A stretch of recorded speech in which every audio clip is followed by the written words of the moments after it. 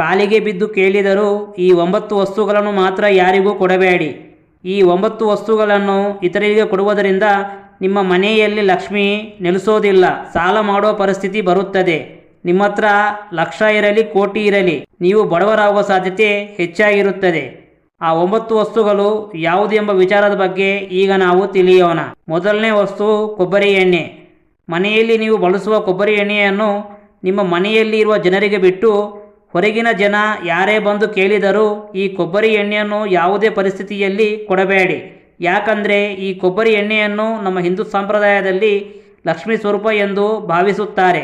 ಇದರಿಂದ ಈ ಕೊಬ್ಬರಿ ಎಣ್ಣೆಯನ್ನು ಇತರರಿಗೆ ಕೊಟ್ಟರೆ ನಾವಾಗಿ ನಮ್ಮ ಮನೆಯ ಲಕ್ಷ್ಮೀ ದೇವಿಯನ್ನು ಇತರರ ಮನೆಗೆ ಕಳಿಸಿಕೊಟ್ಟಾಗೆ ಆಗುತ್ತದೆ.